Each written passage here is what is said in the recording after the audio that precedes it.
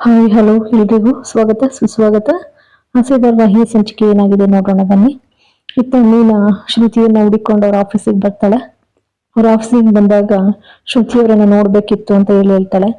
ಹೇಳಿದಾಗ ಅಲ್ಲಿ ಇಬ್ಬರು ಕರೀತಾರೆ, ಯಾರೋ ನಿಮ್ಮನ್ನ ನೋಡಕ್ ಬಂದಿದ್ದಾರೆ ಅಂತ ಹೇಳಿ. ಬಂದು ಏನ್ ಮೀನವ್ರೆ ಇಲ್ಲಿ ಅಂತ ಹೇಳ್ತಾಳೆ. ಹೇಳಿದಾಗ ನಿಮ್ಮನ್ನ ನೋಡಕ್ ಬಂದೆ. ಯಾಕೆ ಶ್ರುತಿಯವ್ರೆ, ನೀವು ಮನೆಗ್ ಬರೋದಿಲ್ವಾ ಅಂತ ಹೇಳ್ತಾರೆ.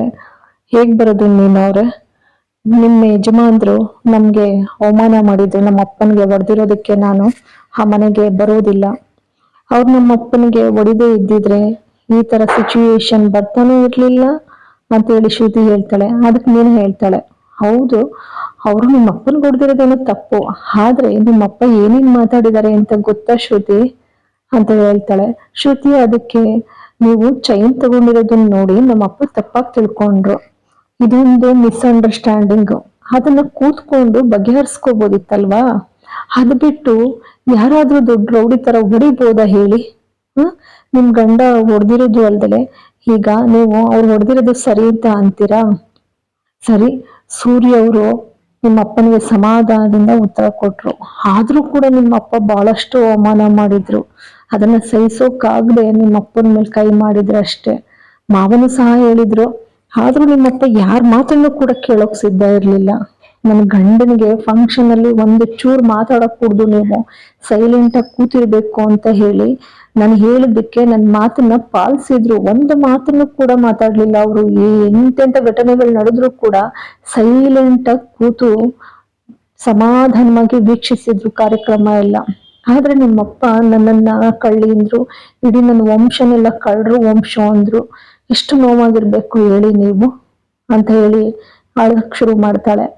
ಅಳಕ್ ಶುರು ಮಾಡಿದಾಗ ನಮ್ಮ ಅಪ್ಪ ಗೊತ್ತಿಲ್ದೆ ಮಾತಾಡಿದಾರಲ್ವಾ, ಅದಕ್ ಮೀನ ಹೇಳ್ತಾಳೆ, ಅಲ್ಲ ಶ್ರುತಿ, ಗೊತ್ತಿಲ್ದೆ ಮಾತಾಡಿರೋಂತ ಮಾತಲ್ಲ, ಗೊತ್ತು ಗೊತ್ತು ಮಾತಾಡಿರೋ ಮಾತು.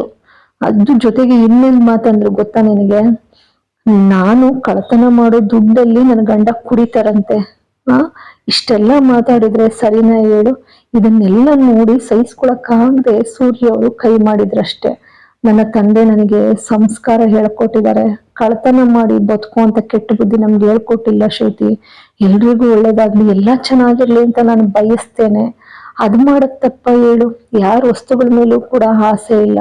ನನ್ ತಮ್ಮ ಯಾವಾಗ್ಲೂ ಒಂದ್ಸಲ ಗೊತ್ತಿಲ್ಲದೆ ಮಾಡಿರೋಂತ ತಪ್ಪಿಗೆ ಅವತ್ತು ತಂದೆನ್ ಕಳ್ತ್ಕೊಂಡು ಇವತ್ತು ನಾನು ದುಃಖ ಅನುಭವಿಸ್ತಾ ಇದ್ದೀನಿ ಅಂತ ಹೇಳಿ ಅಳೋಕ್ ಶುರು ಮಾಡ್ತಾಳೆ.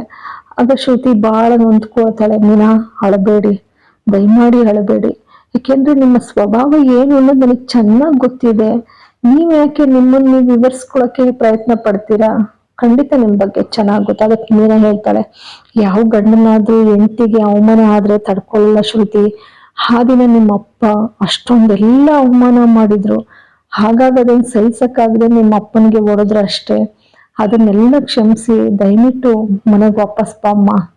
ನೋಡು ಶ್ರುತಿ, ನೀನ್ ಮನೆಗ್ ಬರ್ತಿಲ್ಲ ಅಂತ ಹೇಳಿ ನಿನ್ ಗಂಡ ನಿನಗ್ ಸಪೋರ್ಟ್ ಮಾಡ್ಕೊಂಡು ನಿನ್ ಜೊತೆ ಇದ್ದಾರೆ, ಹಾಗೆ ನನ್ ಗಂಡನು ಅಲ್ವಾ, ಆ ದಿನ ನನ್ ಗಂಡ ನನ್ ಪರವಾಗಿ ನಿಂತ್ಕೊಂಡ್ರು ಅಷ್ಟೆ. ಈ ವಿಷಯನ ಅವತ್ತೇ ನೀವು ನಿಧಾನವಾಗಿ ವಿವರಿಸಿ ಹೇಳಿದ್ರೆ ಎಲ್ಲ ಸಾಲ್ವ್ ಆಯ್ತಿತ್ತಲ್ವಾ.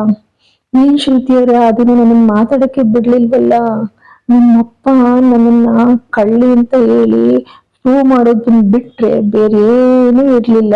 ನಿಮ್ ರೂಮ್ ನಲ್ಲಿ ಎಷ್ಟೆಷ್ಟೋ ವಸ್ತುಗಳಿರ್ತವೆ, ಯಾವತ್ತಾದ್ರೂ ಒಂದು ದಿನ ನಾನು ನಿಮ್ ವಸ್ತುಗಳನ್ನ ತಗೊಂಡಿದ್ದೀನ ಹೇಳಿ? ನನ್ನ ನೋಡಿದ್ರೆ ನಿಮಗೆ ಕಳ್ಳೆ ಅನ್ಸುತ್ತಾ ಶ್ರುತಿ? ಹೋಗ್ಲಿ ಹೇಳಿ. ಆ ದಿನ ಬೇಜಾರಾದಂತ ವಿಚಾರ ಏನಪ್ಪಾ ಅಂತ ಅಂದ್ರೆ, ನೀವು ಬಹಳಷ್ಟು ಕೋಪ ಮಾಡ್ಕೊಂಡಿದ್ರಿ. ಜೊತೆಗೆ ನೀವು ಒಂದು ಮಾತು ಮೀನಾ ಅಂತವ್ರಲ್ಲಪ್ಪ, ಅವ್ರು ಬಹಳ ಒಳ್ಳೆ ಹೆಂಗ್ಸು ಅಂತ ಹೇಳಿ ಅಂದಿದ್ರೆ ನನ್ಗೆ ಎಷ್ಟೋ ಸಮಾಧಾನ ಕೂಡ ಆಗ್ತಿತ್ತು. ಅದನ್ನ ನೀವು ಕೂಡ ಸೈಲೆಂಟ್ ಆಗಿದ್ಬಿಟ್ರಿ, ನನ್ನ ಕಳ್ಳಿ ಅಂತ ಭಾವಿಸಿದ್ರಿ ಅಲ್ಲ ಅಂತ ಹೇಳಿ ಅಳ್ತಾ ಕೇಳ್ತಾಳೆ. ಅದಕ್ಕೆ ಶ್ರುತಿ ಹೇಳ್ತಾಳೆ, ಛೆ ಹಾಗೆಲ್ಲ ಹೇಳ್ಬೇಡಿ, ನಿಮ್ ಬಗ್ಗೆ ಆ ರೀತಿ ನಾನು ಅನ್ಕೊಳ್ಳೋದೇ ಇಲ್ಲ ಅಂತ ಹೇಳ್ತಾಳೆ. ಮೀನಾ ಮತ್ತೆ ಹೇಳ್ತಾಳೆ, ಹಾಗಾದ್ರೆ ದಯಮಾಡಿ ರವಿ ನೀವಿಬ್ರು ಮನೆಗೆ ವಾಪಸ್ ಬನ್ನಿ. ಅತ್ತೆ ಮಾವ ತುಂಬಾನೇ ನೊಂದ್ಕೊಂಡಿದ್ದಾರೆ. ನಾನ್ ನಿಮ್ಮನ್ನ ಯಾವತ್ತೂ ಕೂಡ ಬೇರೆಯವಳು ಅಂತ ನಾನೇನಾದ್ರೂ ಭಾವಿಸಿದಿನ? ನನ್ನ ಒಡ ಹುಟ್ಟಿದ ತಂಗಿ ತರ ನಾನು ಭಾವಿಸ್ಕೊಂಡಿದ್ದೀನಿ. ಒಂದು ಮನೆಯಲ್ಲಿ ಎಲ್ಲರೂ ಒಟ್ಟಿಗೆ ಇರ್ಬೇಕು ಅನ್ನೋದು ನನ್ನ ಆಸೆ ಶ್ರುತಿ. ಬನ್ನಿ, ಎಲ್ಲದನ್ನು ಮರ್ತಿ ಒಟ್ಟಾಗಿರೋಣ ಬನ್ನಿ. ನನ್ ಗಂಡ ಮಾಡಿರೋ ಅಂತ ತಪ್ಪಿಗೆ ನಿಮ್ಮಪ್ಪ ನಿಮ್ಮ ಹತ್ರ ನಾ ಕ್ಷಮೆ ಕೇಳ್ತೇನೆ ಅಂತ ಹೇಳಿ ಹೇಳ್ತಾಳೆ.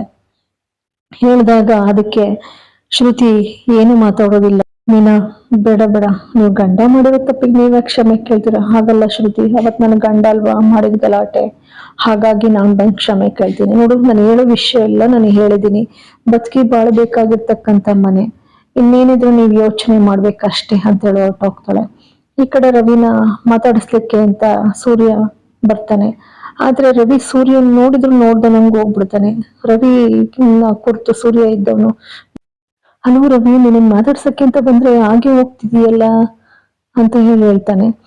ಜೊತೆಗೆ ಅಲ್ಲಿರೋರ್ಗೆ ಹೇಳ್ತಾರೆ, ನೋಡಿ ಅಲ್ಲಿ ಯಾರೋ ಕಸ್ಟಮರ್ ಬಂದಿದ್ದಾರೆ, ಏನ್ ಬೇಕು ಕೇಳಿ ಅವನಿಗೆ ಅಂತ ಹೇಳಿ ಹೇಳ್ತಾರೆ. ಏನು ಇದು ಕಸ್ಟಮರ್ ರೀತಿ ನೋಡ್ತಿದೀಯಲ್ಲ, ಏನ್ ಬೇಕು ಅಂತೇಳಿ, ನೀನು ಯಾರನ್ನಾದ್ರೂ ಹೊಡಿಯಕ್ ಬಂದಿದೀಯ ಹೇಳು ಅಂತ ಹೇಳಿ ಹೇಳ್ತಾನೆ. ಹಂಗಂದಾಗ ಇದೇನ್ ಮಾತು ಅಂತ ಹಾಡ್ತೀಯೋ, ಮನೆಗ್ ಬಂದಿಲ್ವಲ್ಲ ಯಾಕೋ? ಮನೆಯಲ್ಲಿ ಎಷ್ಟು ನೊಂದ್ಕೊಂಡಿದಾರೆ ಗೊತ್ತೇನೋ ಎಲ್ರು ಕೂಡ. ಹೆಂಡತಿ ಮನೇಲಿ 2 ದಿನ ಇದ್ದು ಬರೋದ್ ಬಿಟ್ಟು ಈಗ ಯಾಕೋ ಉಳ್ಕೊಂಡೆ ಅಂತ ಹೇಳ್ತಾರೆ. ಅಪ್ಪ ಅಲ್ಲಿ ಎಷ್ಟೊಂದು ಹಂಬಲಿಸ್ತಾ ಇದಾರೆ ಗೊತ್ತಾ ನಿನ್ಗೋಸ್ಕರ. ಅಪ್ಪಂಗಿಂತ ನಿನಗೆ ಹೆಂಡತಿ ಅಪ್ಪ, ಹೆಂಡತಿ ಅಮ್ಮ, ಹೆಂಡತಿ ಮನೆ ನಿನಗೆ ಹೆಚ್ಚಾಯ್ತಾ? ಅದಕ್ಕೆ ರವಿ ಇದ್ದವನು, ನೋಡು, ಆ ದಿನ ಶ್ರುತಿ ಮತ್ತೆ ಶ್ರುತಿಯರ ಅಪ್ಪ ಅಮ್ಮ ಅವಮಾನ ಮಾಡಿದ್ರು ಅಂತ ನಿನ್ನ ಹೆಂಡತಿ ಪರ ವಹಿಸ್ಕೊಂಡು ನೀನ್ ಬಂದೆ ಅಲ್ವಾ, ಹಾಗೆ ನಾನು ಕೂಡ ಅಂತ ಅಂತಾನೆ. ಏನು ರವಿ, ನೀನ್ ಈಗ ಲಾಯರ್ ತರ ಪಾಯಿಂಟ್ ಅಲ್ಲಿ ಹಾಕೋದ್ ಕಲ್ತ್ಬಿಟ್ಟಿದೀಯಾ? ಈಗ ನೀನ್ ದೊಡ್ಡವನಾಗಿದೀಯಲ್ವಾ, ಮೊದಲಾದ್ರೂ 1-2 ಮಾತಾಡಿ ಸುಮ್ಮನೆ ಹಾಕ್ತಿದ್ದೆ. ಆದ್ರೆ ನೀನ್ ಹೇಳೋದು ನಿಜ ಬಿಡು. ಹೆಂಡತಿಗೆ ನೋವಾದ್ರೆ ಹೆಂಡತಿ ಪರ ನಿಂತ್ಕೋಬೇಕು, ಆದ್ರೆ ಅಪ್ಪ ಅಮ್ಮ ಬೇಡ ಅಂತ ಅನ್ಕೋಬಾರ್ದು. ಸಕ್ಕರೆ 3 ನಿಂದೆ ಧ್ಯಾನದಲ್ಲಿ ಜಗಳ ಮಾಡ್ತಾ ಇದಾರೆ, ನೀನ್ ನೋಡಿದ್ರೆ ಹೆಂಡತಿ ಜೊತೆ ಜಾಲಿಯಾಗಿ ಆರಾಮಾಗಿದೀಯ. ರವಿ ಇದ್ದವನು, ಸೂರ್ಯ, ನೀನ್ ಗೊತ್ತಿಲ್ಲದೆ ಏನು ಮಾತಾಡ್ಬೇಡ, ನಾನು ಒಂದಿನನೂ ನನ್ನ ಹೆಂಡತಿ ಮಲ್ಲಿಲ್ಲ, ನಾನು ಇಲ್ಲೇ ಇದ್ದೀನಿ ಅಂತ ಹೇಳಿ ಹೇಳ್ತಾನೆ. ಆಗ ಸೂರ್ಯನಿಗೆ ಬಹಳ ನೋವಾಗತ್ತೆ. ಆಗ ರವಿ ಫ್ರೆಂಡ್ ಬಂದ್ಬಿಟ್ಟು, ಅಣ್ಣ, ಅದೊಂದ್ ಸಣ್ಣ ರೂಮಲ್ಲಿ 4-5 ಜನ ಇರೋಕ್ಕೂ ಕೂಡ ಕಷ್ಟ, ಆದ್ರೂ ಕೂಡ ರವಿ ಅವ್ರು ಅದ್ರಲ್ಲೇ ಇದಾರೆ, ಹೇಗಾದ್ರೂ ಮಾಡಿ ಮನೆಗ್ ಕರ್ಕೊಂಡು ಹೋಗೋಣ ಅಂತ ಹೇಳ್ತಾರೆ. ಸರಿ, ಸೂರ್ಯ ಅಲ್ಲಿ ಹೋಗ್ ನೋಡ್ತಾನೆ ರೂಮ್ನ, ಬಹಳ ಇಕ್ಕಟ್ಟಾಗಿರುತ್ತೆ, ಬಹಳ ನೊಂದ್ಕೋತಾನೆ. ಏನು ನೀನು, ನಿನಗೆ ಅಂತ ಅಷ್ಟು ದೊಡ್ಡ ರೂಮ್ ಇದೆ, ಇಲ್ಲಿ ಯಾಕೋ ಇದೀಯಾ? ನೋಡು, ನಾನಾಗಿದ್ರೆ ಒಂಥರ, ನನಗೆ ನಮ್ಮ ಅಪ್ಪ ಒಬ್ರು ಆಸರೆ ಬಿಟ್ರೆ ಇನ್ಯಾರು ಇಲ್ಲ, ಆದ್ರೆ ನಿನ್ಗೆ ಮನೆಯಲ್ಲಿ ಸಕ್ಕರೆ ಅಪ್ಪ ಎಲ್ರು ನಿನ್ನ ಪ್ರೀತಿಸ್ತಾರೆ, ಬಾರೋ ಮನೆಗೆ. ಅಲ್ಲ ಸೂರ್ಯ, ನಾನು ಒಬ್ನೇ ಬಂದ್ರೆ ಸಾಕ? ಅಲ್ಲ ಕಣೋ, ಈ ಹೋಟ್ಲಲ್ಲಿ ಇರೋರೆಲ್ಲ ಬರ್ಬೇಕಾ ಅಂತ ನಾಗ್ ರವಿ ಇದ್ದವನು, ಸೂರ್ಯ, ಶ್ರುತಿ ಬರೋದ್ ಬೇಡವೇನೋ ಅಂತ ಕೇಳ್ತಾನೆ. ಸೂರ್ಯ ಹೇಳ್ತಾನೆ, ಹೌದು ಕಣೋ, ಶ್ರುತಿನ ಜೊತೆನಲ್ಲಿ ಕರ್ಕೊಂಡ್ ಬಾ ಅಂತಾನೆ ನಾನು ಹೇಳ್ತಾ ಇರೋದು. ಏನೇ ಆಗ್ಲಿ ನಾವೆಲ್ರೂ ಒಂದೇ ತಾಯಿಲಿ ಹುಟ್ಟಿ ಬೆಳೆದಿರೋ ಮಕ್ಕಳಲ್ವೇನೋ, ನೀನೀಗ ಬೇರೆಯಾಗಿ ಹಿಂಗಿದ್ರೆ ಅಪ್ಪ ನೊಂದ್ಕೊಳಲ್ವಾ?